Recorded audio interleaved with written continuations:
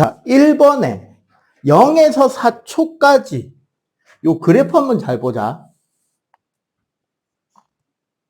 4초, 10초, 4초, 10초, 12초. 여기가 12초, 여기가 10초, 여기가 4초. 맞지? 그리고 요때 속력은 10m/s. 자, 0에서 4초까지의 평균 속력을 구하라 그러잖아. 그럼 구하는 방법은 두 가지가 있죠. 평균 속력하면 여러분들이 떠올려야 되는 거 총시간분의 총거리. 아니면 한 가지를 더 봐야 되지. 4초까지 속력이 일정하게 변했냐 아니냐. 지금 일정하게 증가하고 있죠. 그럼 일정하게 증가할 때는 뭐 하면 된다? 중간값. 그럼 평균 속력이 여기는 얼마다? 5다, 그지? 그러면 0에서 4초까지의 이동 거리는 평균 속력은 2분의 0 더하기 10이라 해도 되고, 아니면 이 삼각형 20m잖아요. 넓이니까.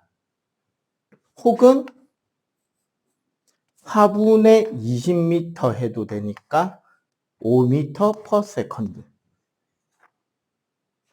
자, 2번. 전체의 평균 속력은, 전체 평균은 이거 쓰면 돼, 안 돼, 이제? 안 되지.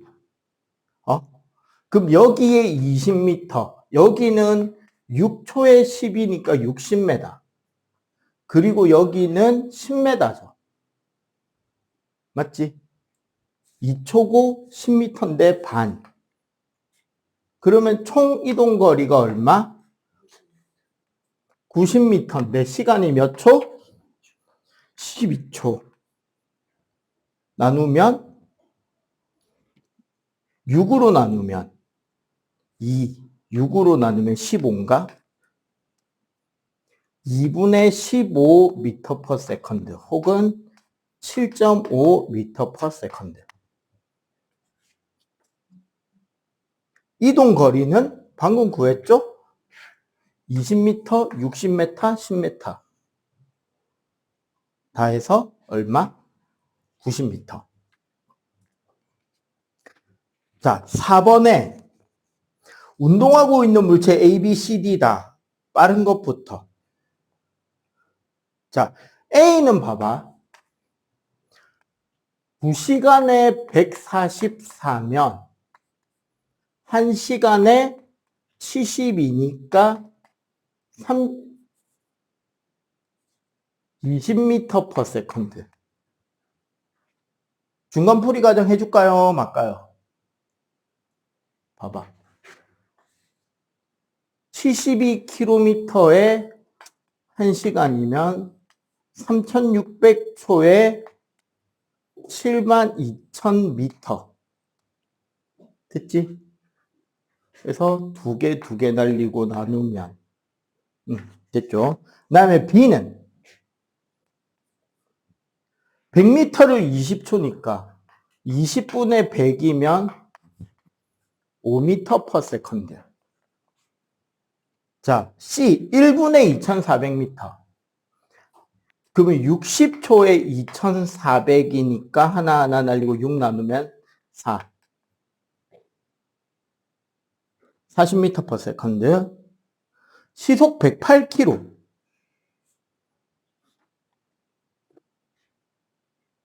1시간에 108km니까 3600에 8000. 9로 나누면 4, 9로 나누면 12. 동그라미 2개씩 빼고 나누면 3. 30m/s네. 얘가 제일 빠르네요. 그지? C, D, A, B 순이네. 자, 빠르게 이야기할 때 가급적이면 여러분들 m/s로 쓰시는 게 좋습니다. 왜냐하면 고등과정부터는 m/s 밖에 안 있는 거예요. 그러니까 다른 속도도 전부 다 m/s로 바꿔서 소수 한 둘째짜리까지 만약에 더 내려간다 치면 그쯤에서 반올림 해놓으면 무난합니다. 알겠죠? 자, 5번. 1초에 60타라 그랬죠. 무슨 뜻이다 이거? 6칸이 0.1초다. 맞지? 저기 몇 칸이야?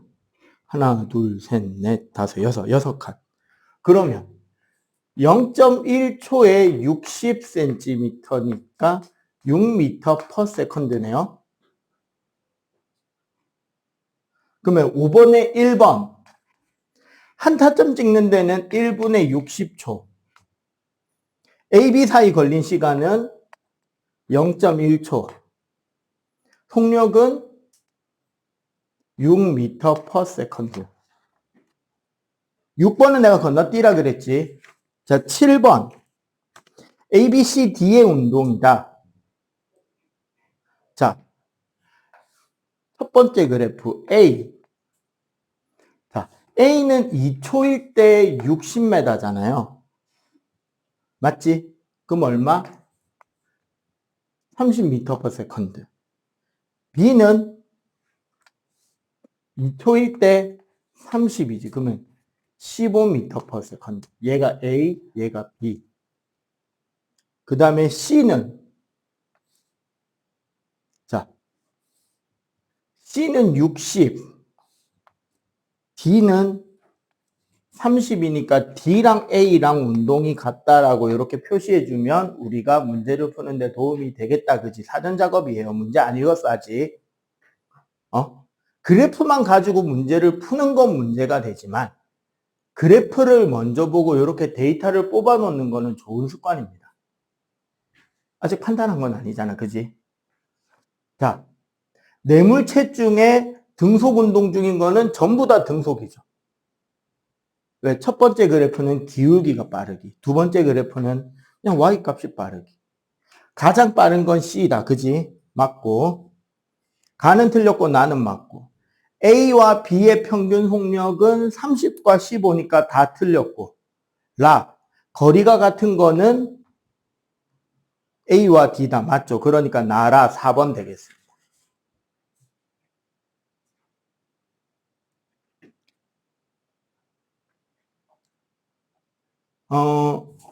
오늘은 이걸 할 거예요. 뉴턴의 운동 법칙을 좀 배우고요.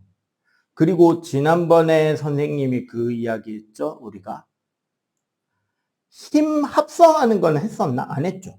합력 구하기. 문제는 여러분들 잘 풀어왔던데 내 생각에는 합력 설명을 했나? 안 한 것 같은데. 그지? 안 했지? 거기에 대해서 오늘은 힘에 대해서 힘 종류는 간단하게 힘 종류는 했죠. 뭐 마찰력, 중력, 전기력은. 왜냐면 힘 따로 배웠고 운동 따로 배웠고 힘 합성하는 거 배우고 뉴턴의 운동 법칙 배우고 이렇게 가거든요. 힘의 합성부터 갈게요. 그러면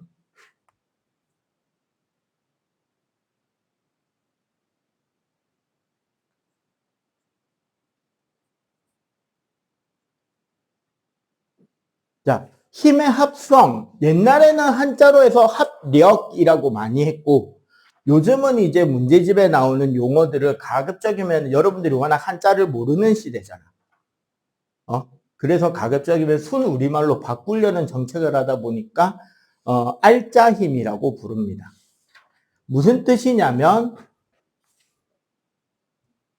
한 물체에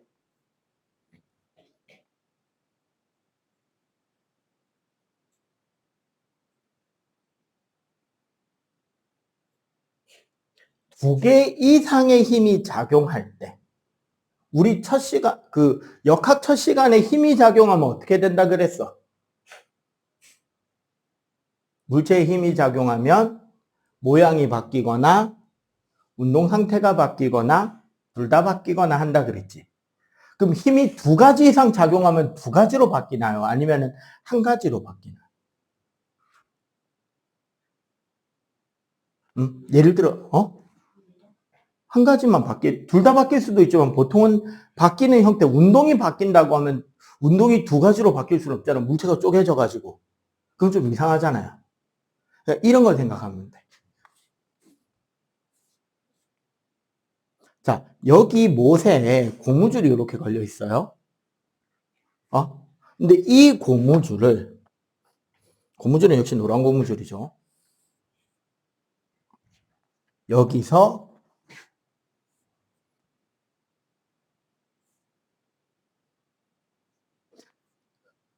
두 군데 방향의 힘을 작용해서 고무줄을 여기서 여기까지 늘려놨다고 치자고. 고무줄이 원래 길이에서 이만큼 늘어났다, 그지? 그런데 똑같은 실험 장치에서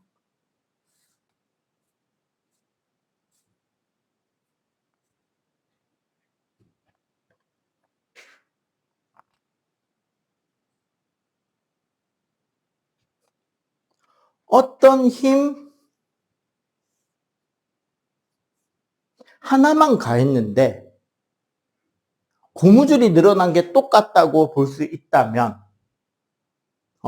고무줄이 똑같이 늘어났다면 이 힘을 얘 둘의 알짜힘이라고 할 수 있다는 거죠. 힘이 동시에 여러 개가 가해져도 변화하는 형태는 한 가지니까 이때 그 같은 효과를 내는 요 힘을 1번 힘과 2번 힘의 알짜힘 혹은 합력, 그렇게 힘을 합하는 것을 합성이라고 합니다. 작용할 때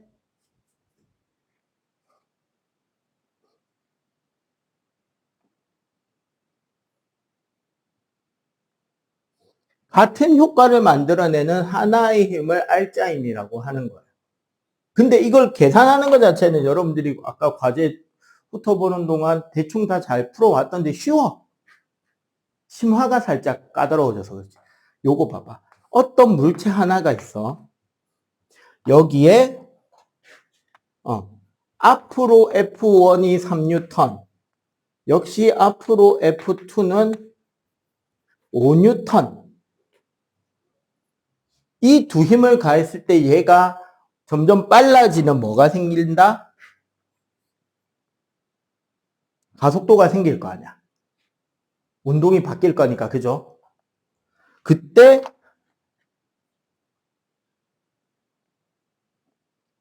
똑같은 물체를 혼자 당겨서 같은 가속도를 만들려면 몇 뉴턴으로 당겨야 될까요? 그치, 8뉴턴으로 당기면 되겠지. 맞죠? 그러면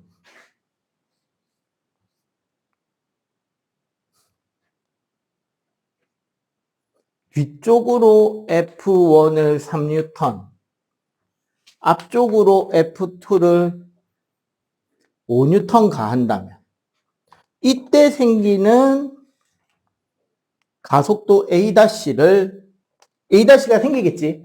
마찰이 없는 평면이라 치고. 그러면 같은 물체를 얼마만큼 어느 쪽으로 당기면 이 물체가 똑같은 가속도를 가질까? 오른쪽으로 2뉴턴.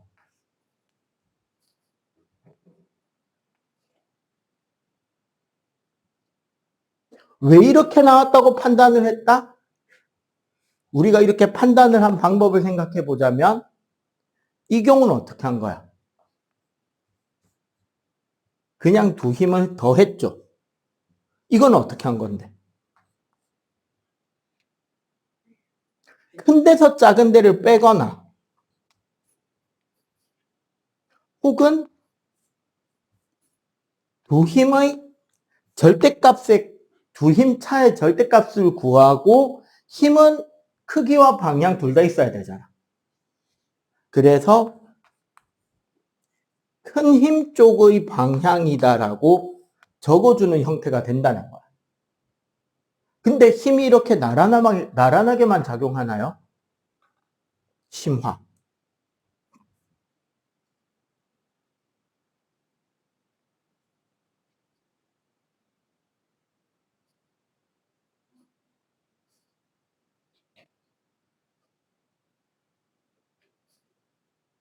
나란하지 않게 힘이 두 개가 작용할 때는 어떻게 힘을 구하느냐? 이 방법을 우리는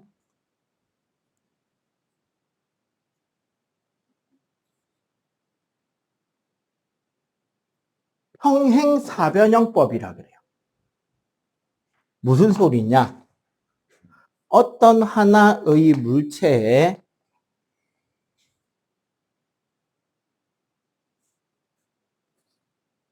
힘이 이렇게 비스듬하게 두 개의 힘이 가해졌다면 이때는 알짜힘을 어떻게 구하냐면 요 두 힘을 이웃한 두 변으로 하는 뭐를 그린다? 평행사변형을 그리는 거예요. 평행사변형을 딱 그렸을 때 그 대각선 방향의 크기와 방향 얘가 알짜힘이 되는데 자 잠깐 확인. 사인 코사인 모른다 손. 사인 코사인은 다 알죠? 삼각비 몰라? 중학교 3학년 2학기 수학에 아마 나올 건데 그지? 닮으면 알죠? 삼각형의 닮으면 알지. 합동하고 닮음의 차이가 뭐야? 되게 간단하게만 갈게요. 합동과 닮음의 차이. 합동은 정의가 뭐예요? 합동의 정의, 삼각형.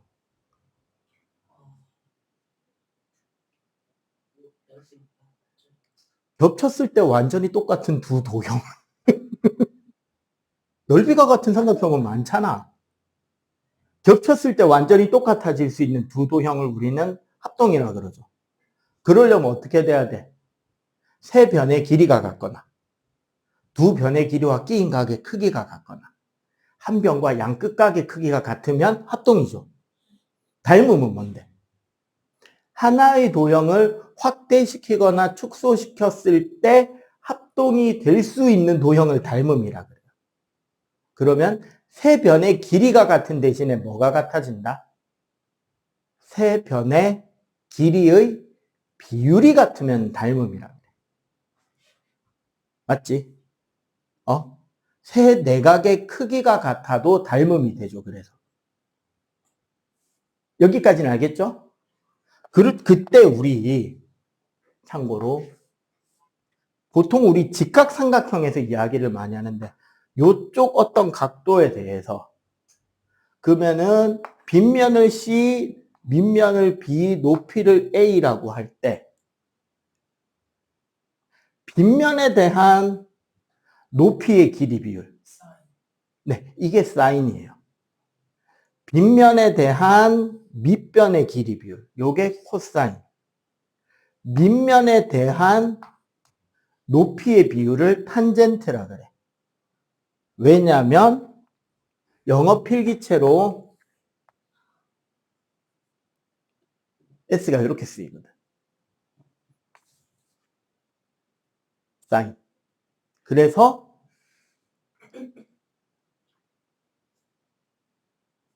코사인.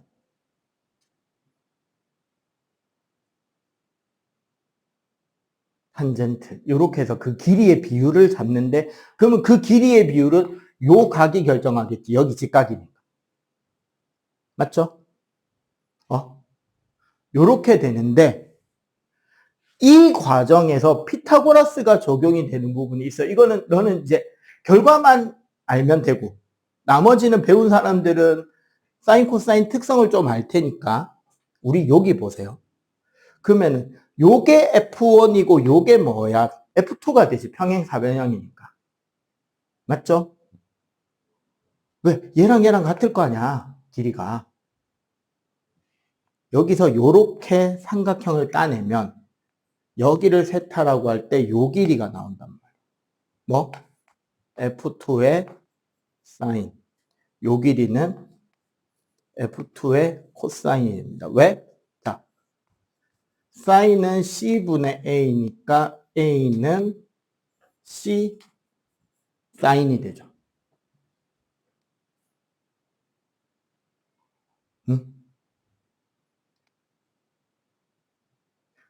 코사인 세타는 C분의 B가 되니까 B는 C 코사인이 되는 거고. 오케이? 근데 어쨌거나 요렇게 해서 이 큰 삼각형으로 알짜임 길이를 피타고라스로 구할 수 있을 거잖아요. 그렇게 하면 결과가 어떻게 나오냐면 F1 제곱 더하기 F2 제곱 더하기 2F1 F2의 코사인이 되는데, 코사인의 최대 최소는 플러스 1에서 마이너스 1까지란 말이야. 최대값이 되면. 근데 최대값은 언제? 0도에서 나와요. 최소값은 180도에서 나오거든. 0도가 되면 뭐가 돼? 얘 완전 제곱식이야. 맞지? 180도가 되면 얘 완전 제곱식이야. 그래서 합력을 구하면 나란하지 않은 두 힘의 합력 공식을 풀어내면 얘가 뭐다? 알짜임의 제곱이 되는 건데, 결국 알짜임이라는 녀석은 두 힘 차의 절대값보다는 무조건 커지고, 두 힘 크기의 합보다는 작거나 같은 거죠. 그러니까 봐봐. 요 두 힘이 있어. 최대한 큰 힘을 내려면 이 두 힘을 같은 방향으로 당겨야 힘이 제일 커지겠지. 맞지? 힘을 제일 작게 쓰려면 힘이 제일 작아지는 조합. 서로 반대로 잡아당기면 힘이 제일 작아질 거 아니야. 맞죠? 식은 그걸 설명하는 거예요. 그 이상 이하도 아니야. 우리한테 필요한 거는. 그러니까 결국 무슨 소리다? 이 값이 뭐가 되었다? 알짜임의 최대값이었던 거죠. 얘가 뭐가 된다고? 알짜임의 최소값이 돼요. 각이 커질수록 작아질수록. 수학적으로는 이렇게 설명을 하는데, 이건 결론만 보라고 내가 이거 일부러 한번 풀어준 거야. 이거는 필기 안 해도 돼. 우리가 그러면 중등 과정에서 이해할 만하게 실제로 그려보자는 거죠. 진짜 이게 되는지. 잘 봐봐.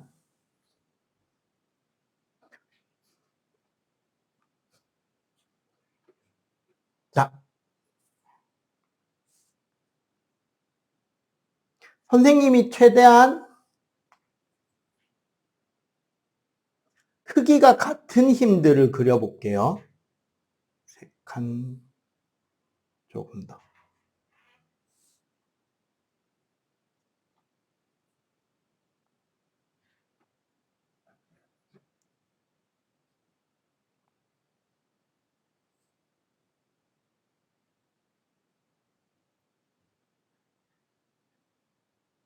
최대한 비슷하게 했는데, 이 세 각각의 힘들이 있잖아요. 여기 이제 물체들이 여기 있어요. 어느 게 합력이 제일 커 보여요? 얘가 직각, 동각. 합력이 제일 큰 것은 예각이죠. 봐봐. 평행사변형을 그린다 생각.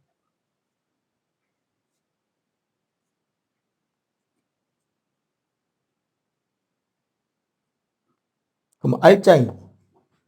여기서는 요 길이야. 여기서는 이 길이야. 여기서는 요 길이야. 어느 게 제일 길어요?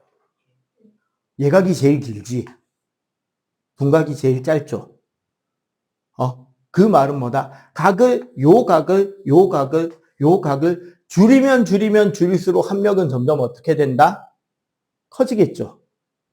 각을 키우면 점점 작아지겠지. 제일 줄인 게 얘잖아요. 0도.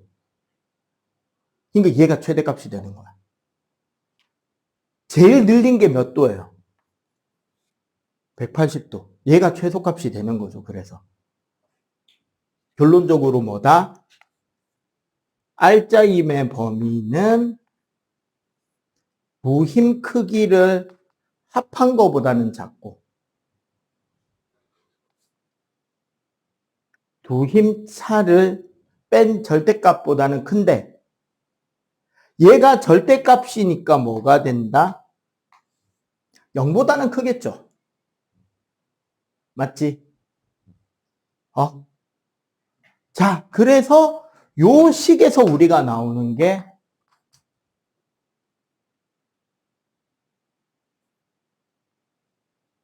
평형이라는 개념이에요. 평형이란 무슨 소리냐?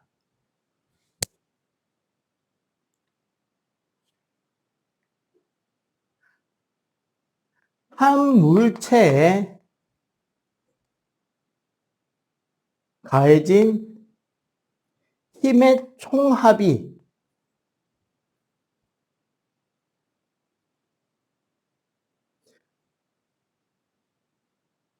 (0이) 되는 조건을 찾는 거죠. 이럴 때는 어떻게 돼야지 (0이) 되느냐? 두 힘의 크기가 같아야 되고 반드시. 그리고 서로 정반대 방향으로 같은 직선 위에서 작용을 해야지 평형이 됩니다. 가만히 멈춰 있을 수 있다는 거예요. 혹은 등속 직선 운동. 왜? 운동이 알짜 힘이 0이라는 말은 힘은 가해지고 있는데 합쳐봤더니 0이라는 거예요. 그러면 그 물체는 힘을 받지 않은 것과 같은 운동의 변화를 가지겠죠. 운동이 바뀐다, 안 바뀐다? 안 바뀐다. 이해가 돼요? 그래서 평형 조건은 좀 중요하고 알짜힘 구하는 거에서 이렇게 평형 이야기를 좀 했습니다. 요 이야기가 돼야지 뉴턴 운동 법칙 이야기 좀 하고 그 다음에 지난번부터 계속 미뤄온 부력 설명까지 오늘 할 거예요. 알겠지? 자, 일단 요거 정리만 지금 요 칠판에 있는 내용만 이해하면 돼. 아까 그거를 좀 오버했어 내가. 근데 수학 되는 사람은 한번 증명해 보시든지. 계산 나옵니다. 과학 공부를 하면서 과학에 관심을 가지면서 물리학과 관련된 책을 사면 대부분 제일 처음에 나오는데 솔직하게 제대로 적혀있는 책 꼬라지를 한 번도 못 본 게 뉴턴의 물리법칙입니다. 뉴턴 법칙.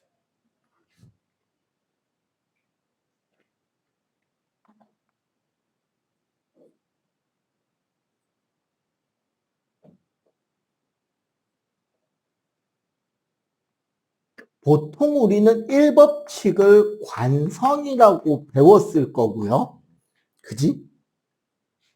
2법칙을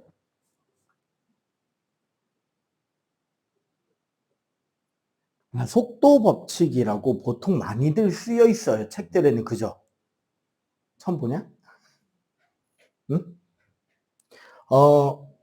관성의 법칙, 관성이라는 거는 보통 우리가 운동 상태를 그대로 유지하려는 성질이라서 이제 집에 갈 때 차를 타고 차가 앞으로 가속을 하기 시작하면 몸이 뒤로 쏠리고 차가 급정거하면 몸이 어떻게 된다? 앞으로 쏠린다. 이걸 관성이라고 이야기를 한다라고 이야기하잖아.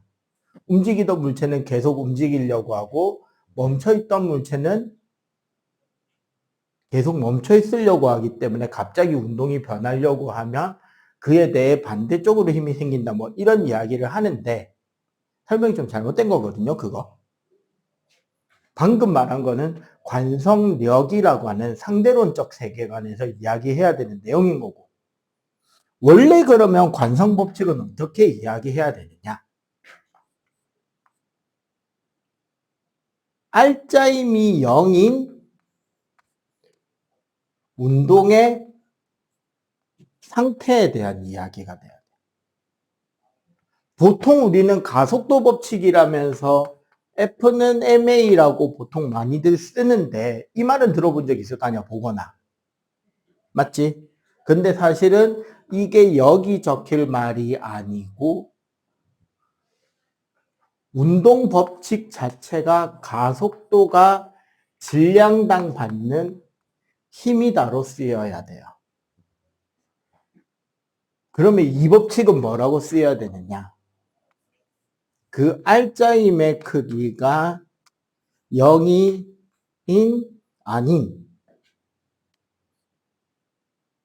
운동의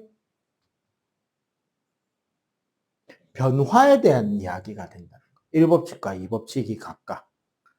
자, 그러면 봐봐. 힘이 0이에요. 그럼 이 공식에 대입했을 때 가속도가 얼마가 되죠? 질량은 0일 리가 없잖아. 맞지? 물체에 힘을 가하지 않으면 가속도, 운동 변화도 생긴다, 안 생긴다? 안 생기겠지. R자임이 0이면 저절로 가속도가 0인 운동 상태가 되는 거야. 자, 가속도가 0이다 그러면 우리 지난 시간에 배운 그래프로 이야기를 할 수 있을 거 아니야. 무슨 그래프?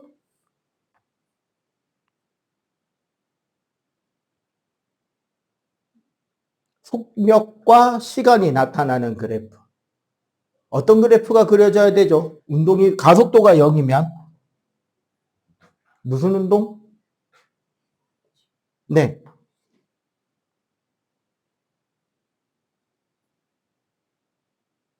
등속 직선 운동이 되거나 그래프 하나 더 있습니다. 어디에 있게? 선이 하나 더 생길 수 있어요. 그럼 운동 변했잖아. 지금 속력인데. 이 그래프에 선을 하나 더 그릴 수 있다.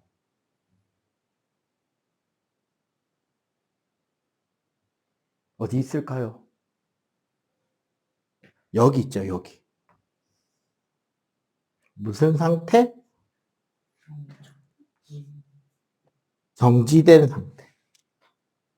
즉, 처음 운동이 애시당초 0이면 멈춰있던 물체는 힘을 받지 않았으니까 어떤 상태가 돼 있어야 된다? 계속 멈춰 있어야 되고.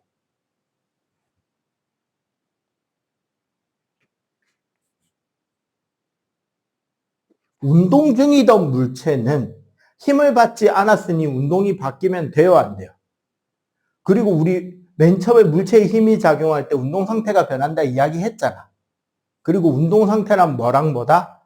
빠르기와 방향을 이야기한다 했잖아요. 맞지? 그러면 힘이 가해지지 않았으니까 빠르기가 바뀌면 돼요, 안 돼요? 빠르기도 바뀌면 안 되고 방향이 바뀌면 돼요, 안 돼요? 안 되지. 빠르기가 일정해야 되니까 등속, 방향이 바뀌면 안 되니까 직선 운동을 한다. 즉,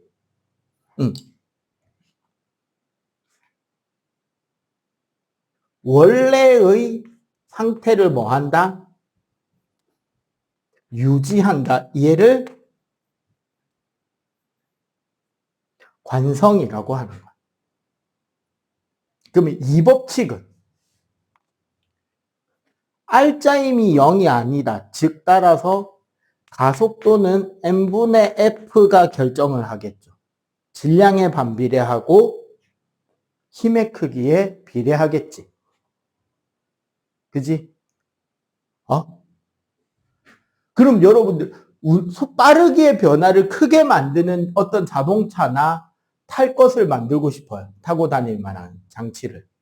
그러면 그 장치는 질량을 크게 만드는 게 운동 변화가 쉬울까요? 가볍게 만드는 게 운동 변화가 쉬울까요?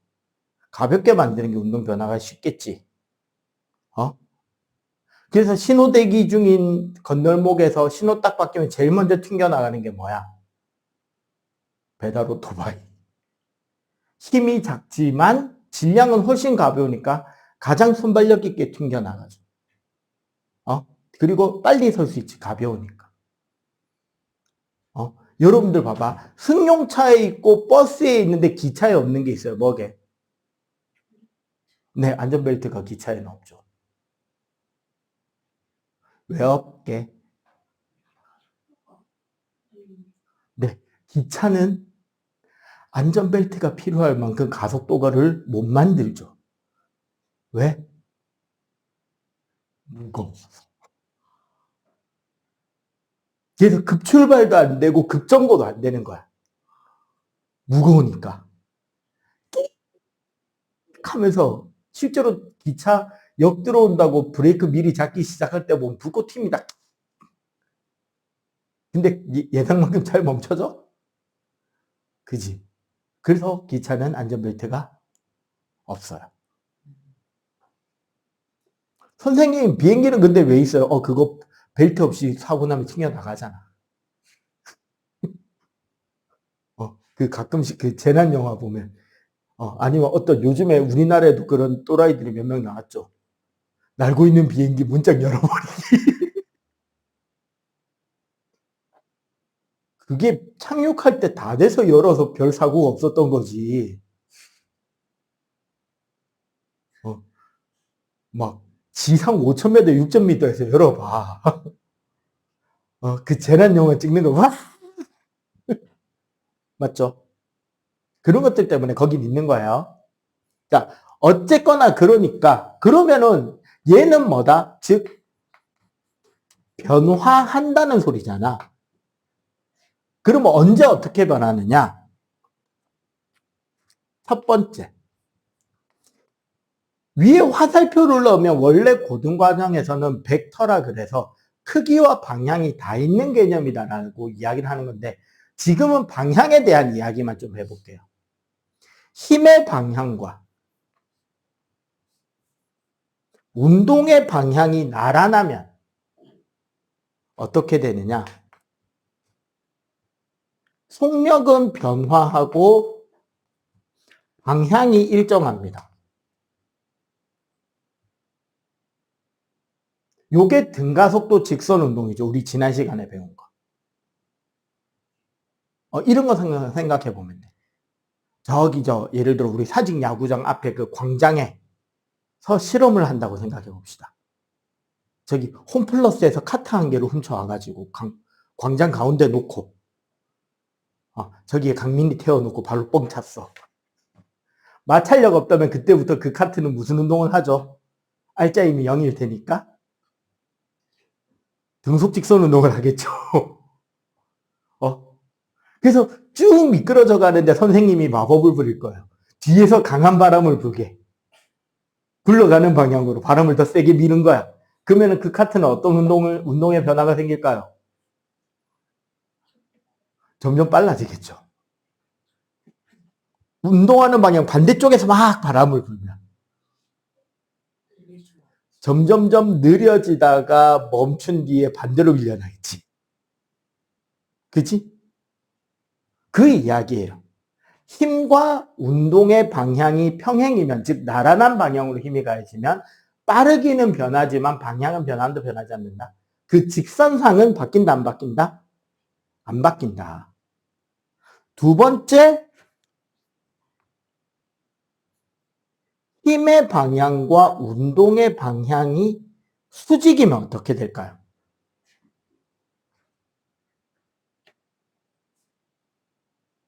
속력은 일정한데 방향이 변화합니다. 가장 대표적인 두 번째 사례가 달과 지구입니다. 그럼 우리 우주 공간을 생각해 보자고. 자, 여기 지구가 있고 여기 달이 있어요. 만약에 지구가 없다면 달은 무슨 운동해야 돼? 아무런 힘을 받지 않는다면. 원래 달은 등속 직선 운동으로 날아가고 싶겠죠. 지금 저기 태양계를 벗어난 보이저라는 우주선이 태양 빼고 지구에서 제일 가까운 별을 향해 날아가고 있는 것처럼. 등속 직선 운동으로 그냥 쭉 갑니다. 추진장치가 따로 없기 때문에. 태양계 벗어났거든요. 완전히 힘 안 닿아, 이제. 그냥 쭉 갑니다. 직선으로. 그런데 달은 뭐가 있다? 지구가 있죠. 그리고 이 둘은 무슨 힘이 작용해요? 중력이 작용하지.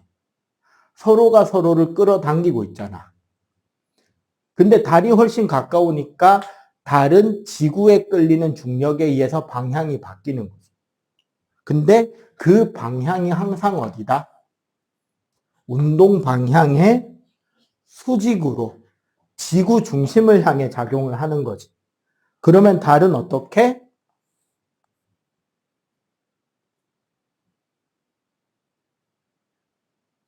계속 방향은 바뀌면서 일정한 속력으로 지구 주위를 빙빙빙 돌고 있겠죠. 맞지? 요렇게 도는 것이 됩니다. 그래서 1번의 경우가 우리가 말하는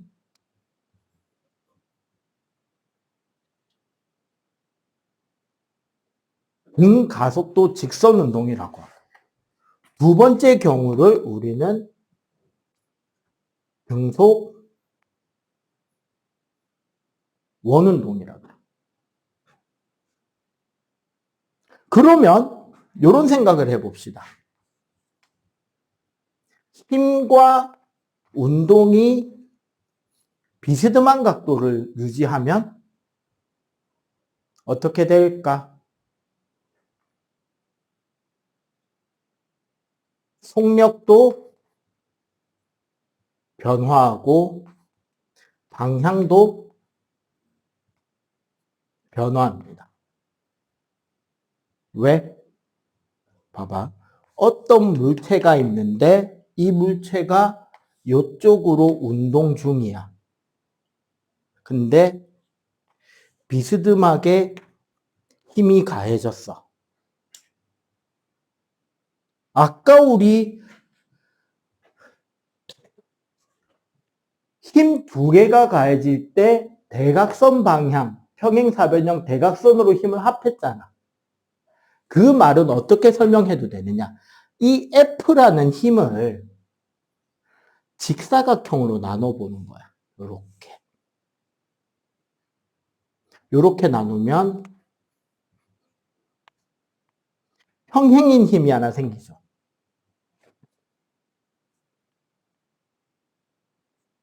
수직인 힘이 생기잖아.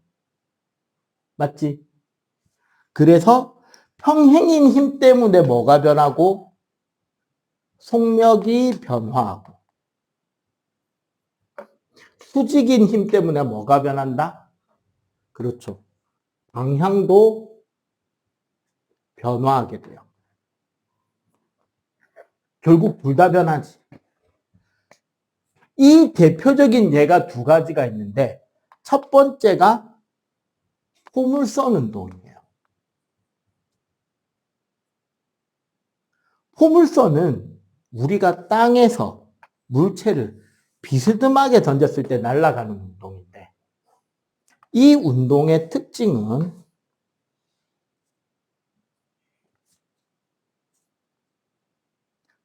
실제로 공이 날아가는 궤적을 이렇게 그려보잖아.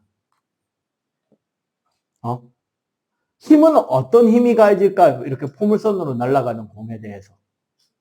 그렇지. 아래쪽으로 힘이 가해지잖아. 맞지? 그러니까 이 운동은 수평 속도는 어떻다? 수평으로는 일정한데 올라갈 때 느려지고 내려올 때는 점점 빨라지는 거야. 그게 섞여서 뭐를 그리게 된다? 포물선을 그리는 거죠. 두 번째가 진자 운동이에요. 여러분들 풀 때 아까 문제 좀 이해 안 된다는 것들에 요 부분들이 있었잖아. 진자 운동이라는 거는 우리 그 최면 걸 때 쓸 수 있는 그 도구, 그게 이제 대표적인 진자가 되겠지. 힘을 생각해봐. 여기서 중력과 요 줄 방향으로 장력이 작용할까요? 줄이 당겨주는 힘. 그러면 얘는 요만큼의 힘이 생기겠죠? 여기서는 밑으로 중력이 줄 방향으로 장력이 작용하니까 요만큼의 힘이 생기지. 이런 진자 운동을 하면은 어떻게 된다? 매 순간 힘의 크기와 방향이 계속 바뀌는데 기본적으로 어느 쪽으로? 여기서는 이쪽으로, 여기서는 이쪽으로 힘이 가해지는 효과가 나죠. 맞지? 그러니까 빨라지고 느려져서 멈추고 빨라지고 느려져서 멈추고를 왔다 갔다 하게 된다는 거예요. 응? 세 번째가 가장 책들에서 틀린 게 없는 부분인데 아이들이 되게 힘들어하는 겁니다. 3법칙.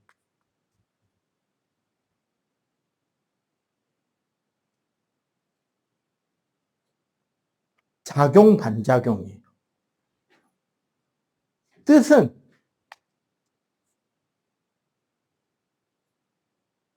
모든 힘은 반드시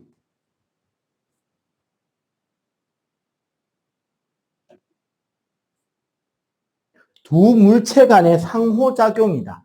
동시에 같이 두 개의 힘이 작용한다라는 이야기.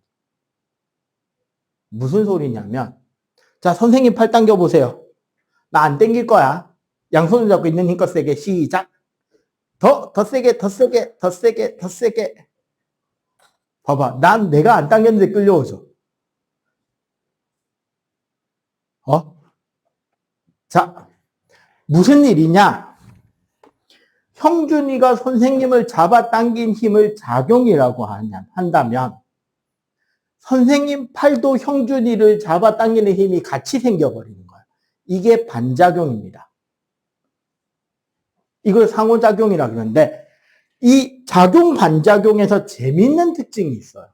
뭐냐면 무조건 작용하는 힘의 크기와 반작용하는 힘은 크기가 같게 나와. 내가 안 당겨도 그만큼의 힘이 생긴다는 거야. 버티기만 해줘.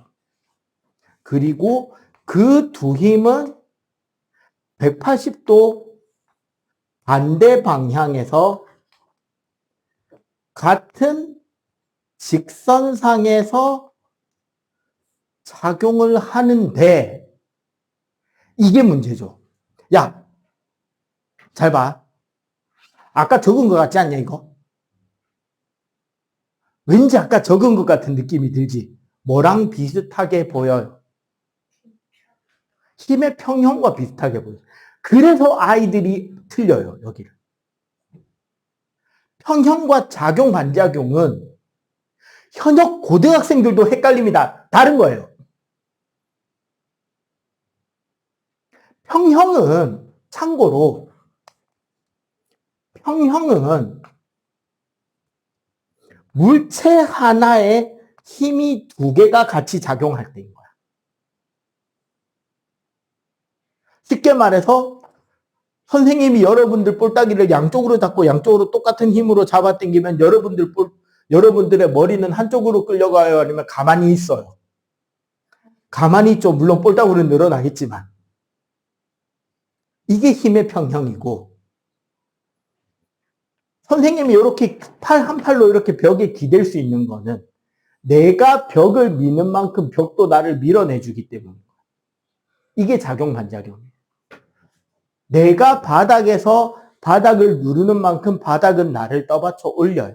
이게 작용 반작용이에요. 중력 이야기할 때 이야기했잖아. 내가 분필을 당기는 힘과 분필이 나를 당기는 힘은 같은 크기의 힘이다. 그게 작용 반작용. 그럼 물체를 민다라고 하면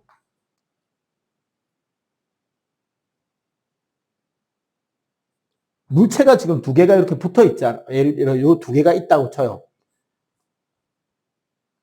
얘가 A, 얘가 B.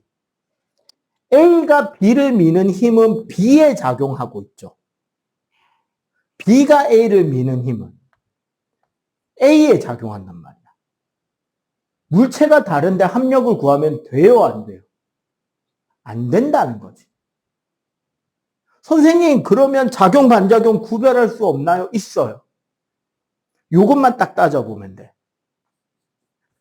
작용이라는 힘을 문장으로 풀어 쓰는 거야. A라는 물체가 B라는 물체를 이쪽으로 세모라는 힘을 가했다. 이걸 작용이라고 한다면 반작용은 뭐가 나오냐? B도 A를 자, 잘 봐. 주어랑 목적어 위치가 바뀌었다. 그지? 반대쪽으로 방향이 반대라 그랬죠? 제일 중요한 거. 힘의 종류는 반드시 같은 힘이에요. 같은 힘으로 작용해요. 요거를 이해하면 되거든. 이거 이해를 제일 정확하게 하는 그림을 그려줄게요. 지구가 있고요. 지구에 테이블이 하나 놓여져 있고요. 테이블 위에 사과가 하나 얹어져 있어요. 선생님이 말하는 힘의 반작용 찾기입니다. 사과의 무게. 반작용이 뭘까?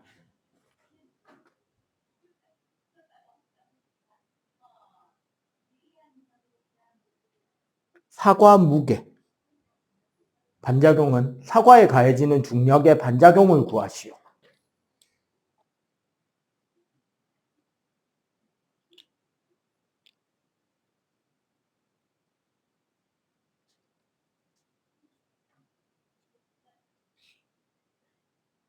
아니, 사과의 무게, 사과에 가해지는 중력을 문장으로 풀어. 누가 당기고 있어요?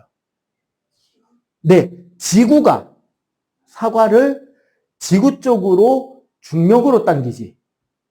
그럼 반작용은 뭐라고 해야 돼? 그치. 사과도 지구를 사과 쪽으로 중력으로 당기고 있다니까. 그치? 그리고 이 힘 때문에 무슨 힘이 생기냐면 사과가 테이블을 누르죠. 수직항력. 그러면 사과가 테이블을 누르는 힘의 반작용은 그치. 테이블이 사과를 이라고 하지. 테이블이 사과를 위로 떠받쳐 올리겠지. 맞죠? 그림이 여기 너무 작으니까 여기 요 지구 그림 요것만 조금 지우고 다시 좀 여기 가운데다 좀 크게 그려볼게. 봐봐. 지구가 있고 테이블이 있고 테이블에 사과가 있잖아. 첫 번째 힘이 사과의 중력이야. 그러면 중력의 반작용은 지구 중심에 가해지고 있는 중력이겠죠. 사과가 당기는 힘. 맞지? 그리고 사과가 테이블을 누르는 수직항력이 있을 거고. 이건 테이블이 받고 있겠죠? 그러면 테이블은 사과를 떠받치는 힘이 생길 거 아니야. 맞지? 이때 뭐만 보자? 사과만 떼놓고 보면 밑으로 무슨 힘이 가해지고 있어? 중력. 위로 무슨 힘이 가해지고 있어? 수직항력이 가해지잖아.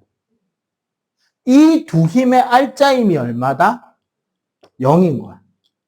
이 두 힘의 알짜임이 0이니까 사과는 정지 상태에 있겠죠. 이해가 되지? 근데 만약에 여기서 테이블이 없어지면 테이블이 없어져 버리면 수직항력은 생겨 안 생겨? 안 생기잖아.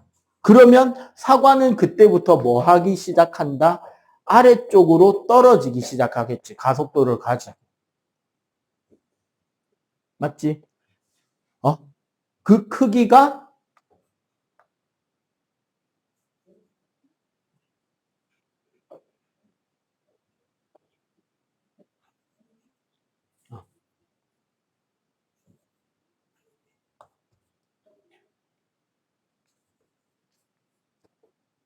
9.8m/s 제곱으로 자유낙하하겠죠. 왜? 무게는 질량 곱하기 9.8이니까. 맞지? 그럼 봐봐. 공기 중에서 사과를 떨어뜨리고 깃털을 떨어뜨리면 누가 빨리 떨어져요? 사과가 빨리 떨어지죠? 진공 중에서 떨어뜨리면 누가 빨리 떨어질까요? 똑같이 떨어지지. 왜? 깃털이 천천히 떨어지는 것은 중력이 작아서가 아니라 중력의 크기에 비해 공기 저항이 너무 커서야. 사과가 빨리 떨어지는 것은 중력이 커서도 있지만 공기 저항 값이 중력에 비해 그렇게 크지 않아서야. 알겠어요? 그래서 떨어지는 게 다르고, 만약에 중력으로 떨어진다면, 진공에서 떨어진다면 어차피 질량분의 9.8 질량이 되니까 떨어지는 가속도는 어떻게 된다? 공기 저항이 없다면 모두 다 똑같게 떨어진다라는 이야기를 하는 거죠. 알겠어요? 이게 책의 설명들이 좀 잘 안 되는 부분이 물리학에서 요 단원이거든요. 문제집들도 그렇고 교과서들도 그렇고 요즘 올해 나오는 계정부터는 조금 나아지는 편이에요. 그래서 요 부분을 아이들이 되게 많이 헷갈려 해가지고 좀 구체적으로 설명을 했고, 이거 필기 끝나면 부력 설명할게요. 오늘은 좀 어려운 내용들이 많습니다. 근데 다음 주 시험은 힘 가속 요교, 운동이 바뀌는 거 위주로만 간단하게 테스트 할 거고 그럴 겁니다. 일단 요거 정리. 그래서 부력 이야기를 해볼게요. 참고로 부력 이렇게까지 설명할 일은 없습니다. 학교에서도 이만큼 설명 안 해요. 그냥 결론만 알면 돼요. 부력은 사실은 잠겨있는 부피가 큰 게 부력이 큰 겁니다. 자, 부력을 설명하려면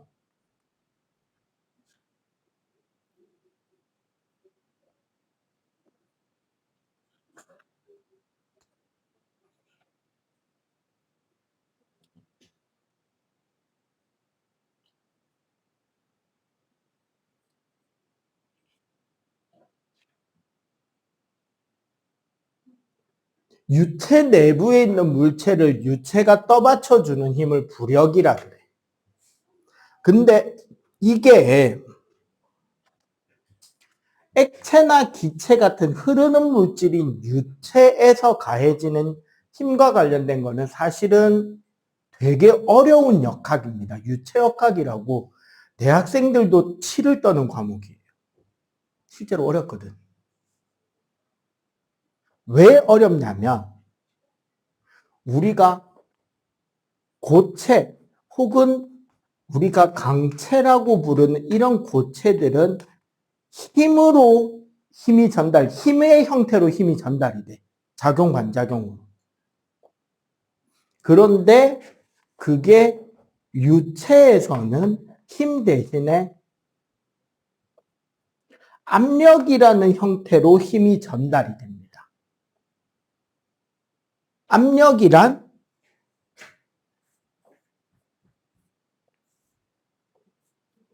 면적당 가해지는 힘이에요. 간단하게 말해서 이런 샤프 하나만 잠시만. 양쪽에서 이렇게 샤프에 손가락을 대고 이렇게 밀고 있는데 얘가 정지 상태잖아. 이 말은 뭐다? 지금 이 샤프는 힘의 평형에 놓여져 있죠. 근데 이거를 꽉 누르면 어디가 아플까요? 봐봐. 이쪽은 별로 안 들어갔는데 여기는 엄청 많이 들어갔잖아. 왜? 힘의 크기는 같은데 여기에 힘을 받아지는 면적이 좁으니까 압력이 커지는 거란 말이죠. 그래서 훨씬 많이 들어간단 말이에요. 아프기도 아프고. 그런데 이런 압력의 형태로 힘이 전달이 되는 게 유체의 특징입니다. 그래서 우리는 이 공식보다는 어떻게 F는 TA라는 공식을 쓸 거고요. 우리 운동에서 중요한 가속도를 설명하기 위해서 고체역학, 강체역학에서는 질량을 중심으로 이야기를 하는데 유체는 질량 대신에 우리 화학 시간에 배우는 밀도라는 개념을 중심으로 설명하게 돼요.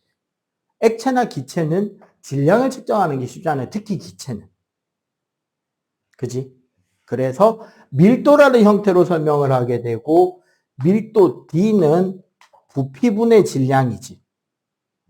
그래서 어떻게? 질량은 밀도 곱하기 부피로 설명을 할 겁니다. 중학교 3학년 과정에 올라가면 기압이라는 걸 배우는데 그거는 무슨 뜻이 된다? 공기의 압력이 되겠죠. 그럼 물의 압력은 수압이라고 할 수 있잖아. 요런 생각 우리 한번 잠깐 해볼까요?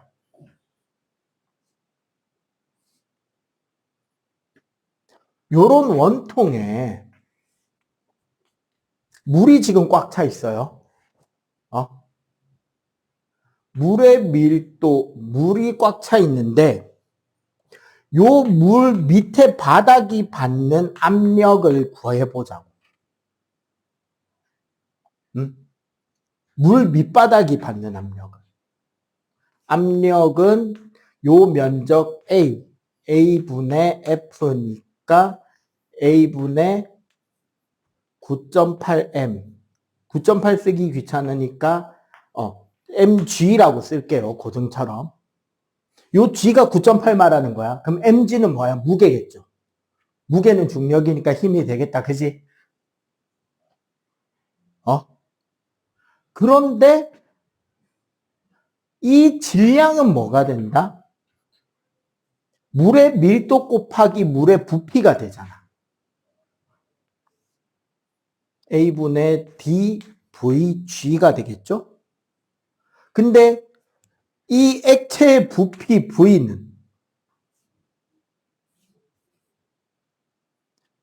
부피는 밀량 곱하기 물의 깊이겠죠. 맞지? 그러면 뭐가 된다? 결국 압력의 크기는 dHg, 깊이에 비례한다는 거야.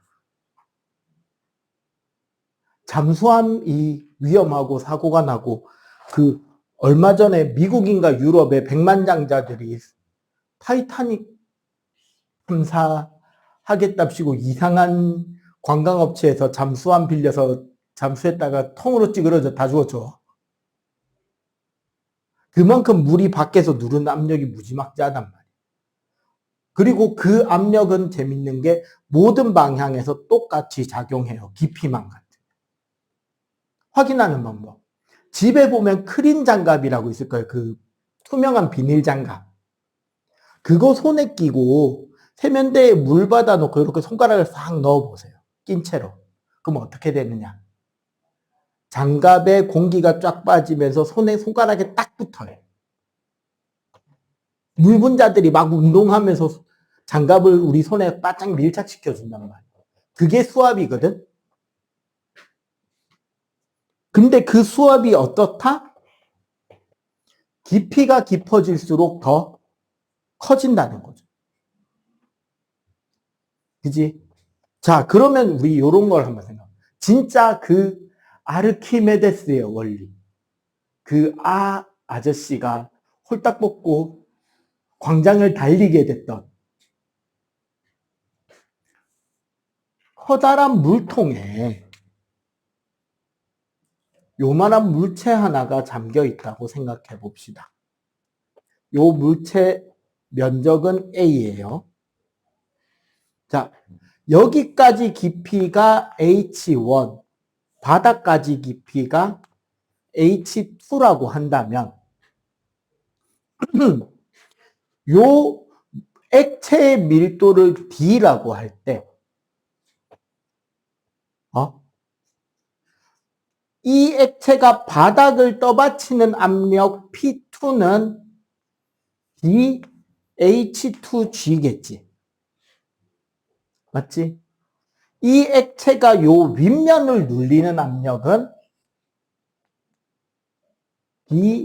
H1G겠다. 그죠? 그러면 자, 여기서 실제로 이 바닥을 떠받치는 F는 P2A. 맞지? 이 물체가 바닥 위에서 누르는 힘 F1은 P1A가 될 거 아니야. 그죠? 여기까지는 이해가 되지? 실제, 그럼 요 물체만 잠깐 꺼내놓고 볼게요. 이 물체가 받는 부력은 F2 빼기 F1이 되는 거야. 액체가 밑에서 떠받쳐주는 힘이랑 액체가 위에서 누르는 힘의 차이가 부력이에요. 그러면 P2 빼기 P1의 A겠지. 맞지? 그러면 DH2 빼기 H1G의 A가 되는데, 맞지? 순서 조금만 바꿔볼게요. DA의 H2 빼기 H1G에서 얘가 뭐게요?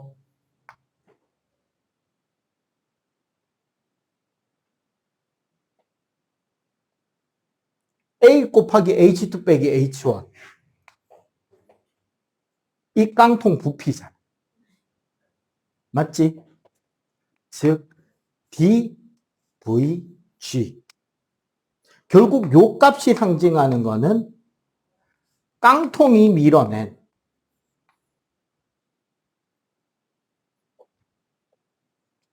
액체의 무게입니다. 깡통이 밀어낸 액체의 무게. 그리고 밑으로 중력이 있겠죠. 뭐 mg는 D 물체 Vg.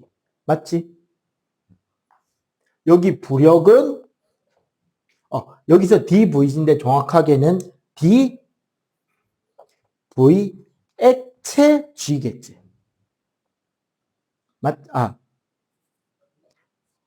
D 액체 VG일 거 아니야. 이해가 돼요?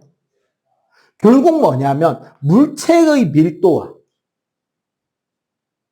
액체의 밀도를 비교해서 물체의 밀도가 크면 가라앉고 액체의 밀도가 크면 뜨게 돼 있죠. 내가 힘 가리키던 첫날 탐구과제라고 숙제를 하나 내줬는데 한 명도 아는 체를 안 해, 이 자식들이. 뭘 냈었죠? 기억해요? 알루미늄 호일을 구기지 않고 물에 넣으면 깔아앉아요. 그지? 그 호일을 꺼내서 물기를 싹 닦은 뒤에 대충 꾹에서 알루미늄 공을 만들어서 물에다 던지면 동동 뜬다고 했어요. 이 공을 가라앉힐 방법을 고민해와라 그랬어. 어떻게 하면 될지 감이 좀 와요, 이제? 어떻게 하면 될까요?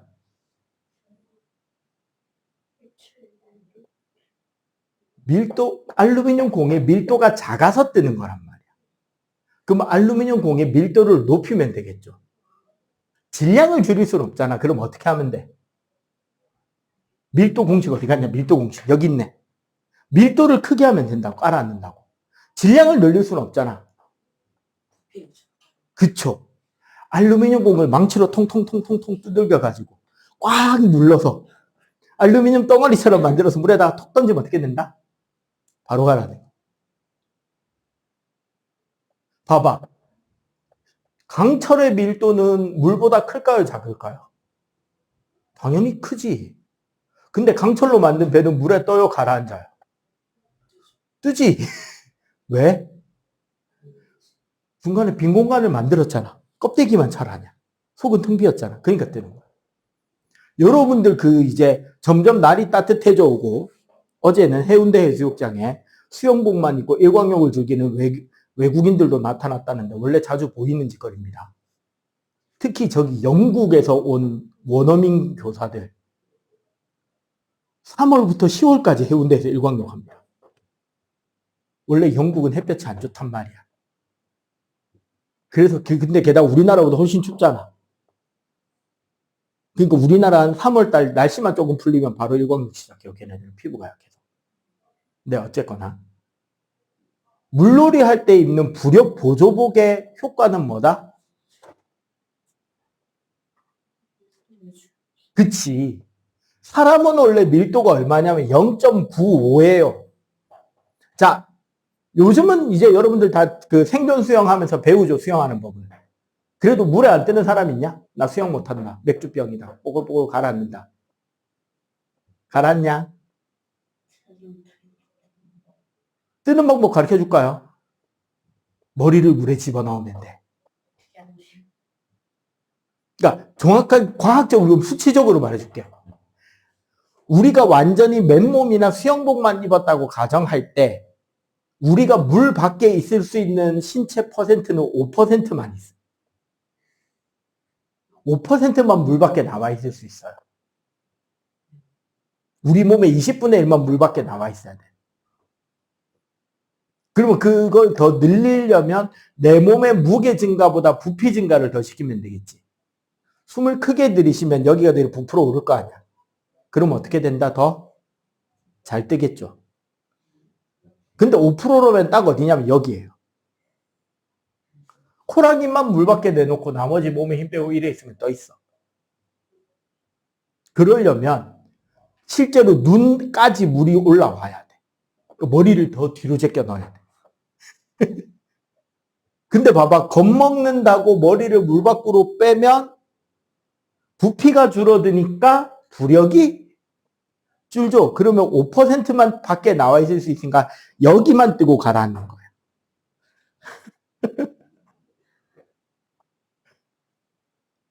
그지? 근데 부력 보조복은 어때요?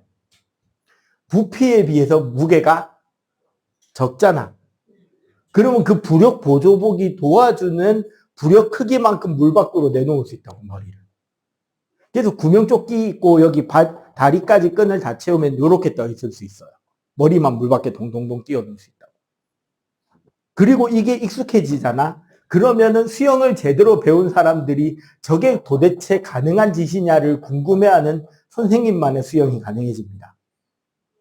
선생님 개헤엄으로 25m 갑니다. 여기서 개헤엄이라는 말은 실제로 강아지를 수영하는 것처럼 머리를 물 밖에 내놓고 수영합니다. 깨구리 형법만 해도 들락날락 하잖아. 그지? 어떻게 하냐면 진짜 개처럼 이렇게 한 뒤에 팔로 물을 밑으로 누르는 거야. 앞으로 나가는 추력은 다리만 갖고 하고 팔은 물을 뒤로 당기는 게 아니라 밑으로 눌러. 그럼 뭐 할 수 있어? 팔을 계속 이렇게 밑으로 누르면. 머리를 물 밖에 띄우는 힘을 팔로 만들 수 있겠지. 그러면 물 위에 동동동동동 떠서 갈 수 있어요. 끝까지. 빠르지는 않고 폼나지는 않는데 가라앉는다 안 가라앉는다? 체력 소모가 좀 큰 게 단점이지만 바닷가에서 놀 때 이거만큼 좋은 게 없죠. 물 밖에 물이 머릿속으로 들어간다 안 들어간다? 안 들어가도 돼요. 숨쉬기 편해. 그냥 열에 다니면 돼요. 열에. 그리고 이게 가능하면 비장의